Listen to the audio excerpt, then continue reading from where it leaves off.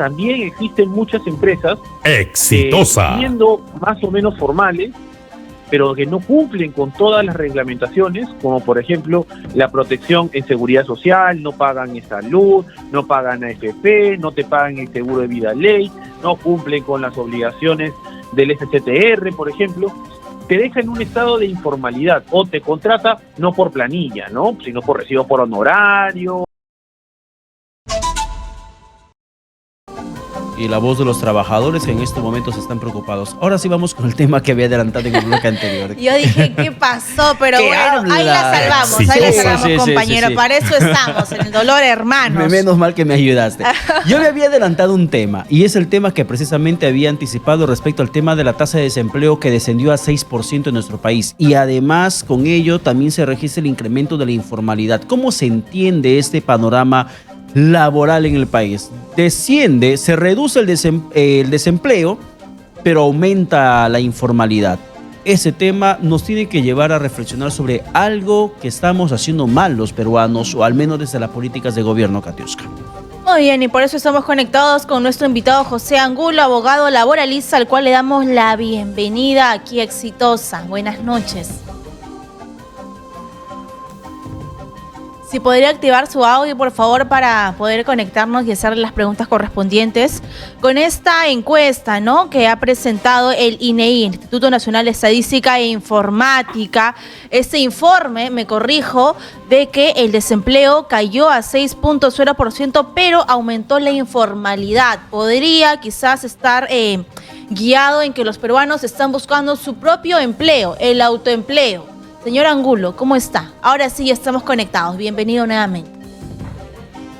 Muchas gracias por la invitación. Sí, es alarmante los datos que nos presenta el INEI, y como bien señalaban, un tema muy importante es que si bien el desempleo para este periodo del 2021 al 22, comparado con el 20 al 21, ha subido en temas de empleo, es decir, de ocupación de gente que realiza labor.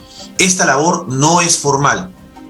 Y esto tiene un claro o una clara idea, una clara razón.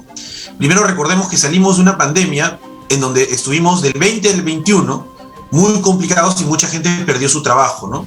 Y muchas empresas dejaron de producir o detenerse, hicieron suspensiones perfectas, o ceses colectivos, reducción de personal.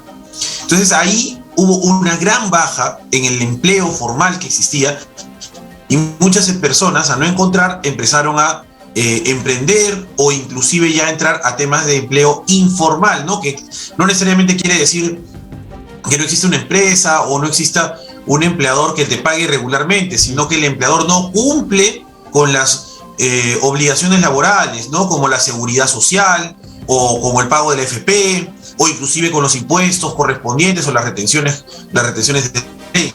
Bueno, él nos decía, ¿no?, de estas cifras que vienen analizando. Y yo creo que es eso, es el autoempleo, Pedro. O sea, la gente dejó la empresa privada para la cual trabajaba por el tema de la pandemia, y ahora ha comenzado a emprender, ya sea con el comercio ambulatorio o ya sea desde las redes sociales. El comercio por Instagram o por el TikTok, de verdad que me sorprende. Cada vez hay un nuevo tipo de servicio o de producto que vender, que promocionar. Además, la crisis termina abriendo otras posibilidades, nuevas oportunidades. Hay mucha gente que, como bien mencionas, está emprendiendo su negocio solamente a través de las redes sociales. Es un autoempleo, es su propio negocio. Sin embargo, ayer leí una información de la Cámara de Comercio de Lima que por lo menos estima que en ese tiempo de pandemia, Katiuska, más de 135,000 MIPES cerraron sus actividades y dejaron sin empleo a más de 500,000 de personas.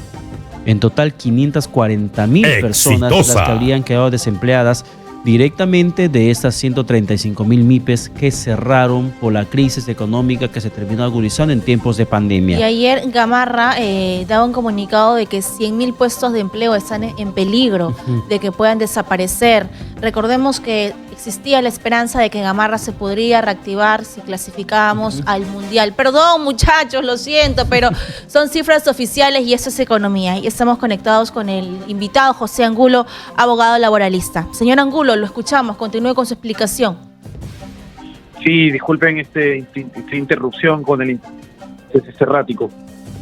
En lo que les comentaba o les señalaba, es que efectivamente existe que ha caído la tasa de formalidad, y la tasa de formalidad ha afectado mucho a las empresas o empresas en donde se encuentra las tasas de, estas empresas, dependiendo de la cantidad de trabajadores, se puede inclusive considerar la forma en que ha habido esta informalidad.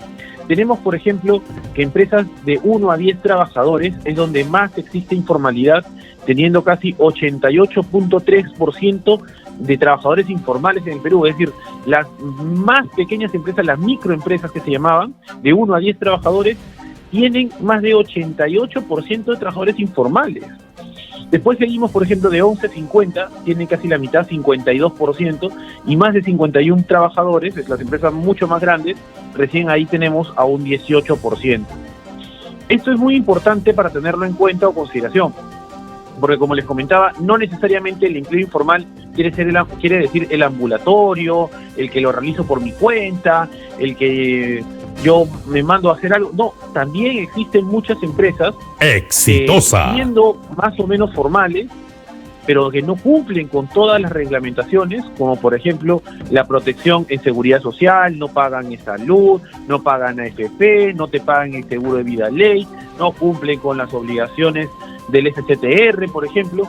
Te deja en un estado de informalidad, o te contrata no por planilla, ¿no?, sino por recibo por honorarios, o te dice pasa factura, pásame el recibo de tu hermana o de tu hermano para no estar colocándote en planilla y tengas que pagar esos beneficios. Y esto ha acrecentado bastante este último año, ya que la reactivación económica vino con muchos temas de la mano, ¿no? Vino con una maleta muy fuerte después de la pandemia, con un sentido de protección, obviamente para temas de prevenir riesgos de contagio. Pero sin embargo, al mismo tiempo, no ofrecieron algunos paquetes de poder promover a empresas formales.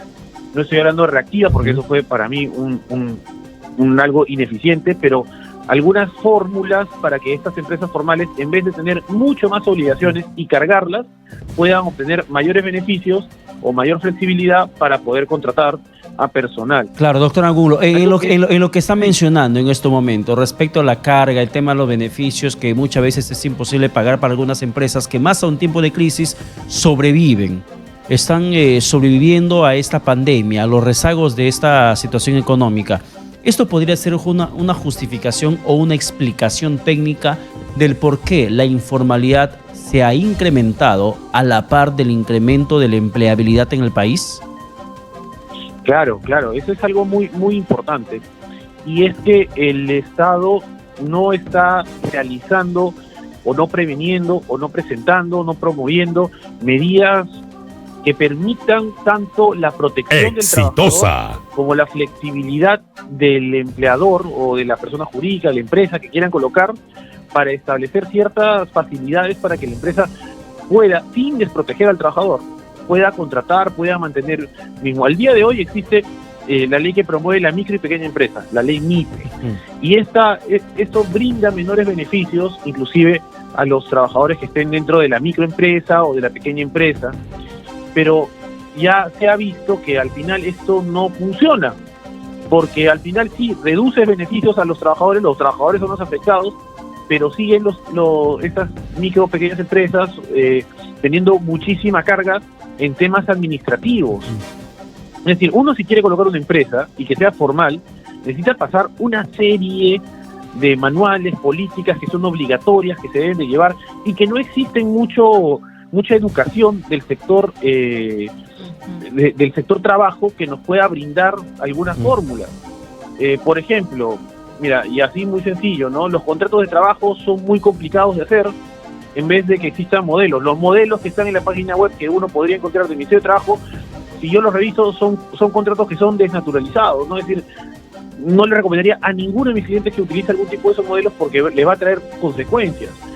La burocracia que existe para poder realizar estas, es decir, se podría digitalizar, podría promoverse protecciones a través del Ministerio de Trabajo, pero no se hacen, ¿no? Y sin embargo salen normas como, por ejemplo, la prohibición de la tercerización con desplazamiento, sin mucho mayor sentido y sin mayor posibilidad de adecuación, sino es como un golpe directo diciendo, ojo a los que ya tenías, ahora no sé cómo lo haces, pero los adquieres a tu planilla. Así es. De un gasto que no tenías, ahora los adquieres a la planilla, obviamente estás incitando a muchas empresas a establecer esto de manera exitosa. informal. O las pocas empresas que realizaban esto lo van a tirar a la informalidad y van a hacer que exista una contratación en negro, ¿no? Como se dice, ¿no? Es decir, por lo bajo. Tener muchas trabas, por ejemplo, para la contratación de extranjeros, cuando sabemos que es un problema actual, es decir, hay muchos extranjeros en el país, en vez de darles ciertas facilidades, pero protegiendo al trabajador peruano también, no se hace, sino se les llena más y estas personas tienen que recurrir a la informalidad, porque lamentablemente todos tenemos que vivir de algo. Entonces no es fácil tapar con el dedo el problema y decir, bueno, ahí está, se las arreglan las empresas porque son privadas y si quieren dinero, pues que les chante. No, también implica de que cada uno tiene que poner de la mano porque el Estado sigue colocando normas que hacen más complicado poder llevar una relación de subsistencia entre las empresas y el Estado. Y eso, ¿a quiénes afectan? A los trabajadores. A los trabajadores, sin duda alguna. Bien. Sí, porque al final ellos van a estar obligados a salirse de este esquema formal, o la misma empresa, decir, me salgo de este esquema formal y lo intento por la informalidad, o creo formas de evadir, porque es mucho trabajo, o simular, en vez de que esto sea algo sencillo y algo fácil para todas las partes, no para las tres partes, y así no desproteger a todas las personas que se encuentran realizando las labores, porque es lo más básico que necesitamos para subsistir, ¿no? Bien, muchas gracias, José Angula, abogado laboralista, por darnos su opinión. Y efectivamente, ¿no? A veces el tema de la burocracia y lo complejo que es para ellos su incapacitación, ingresar al sector formal, hace que esto sea un impedimento en vez de un beneficio para ellos como empresarios. Muchas gracias por esta opinión. Muy buenas noches.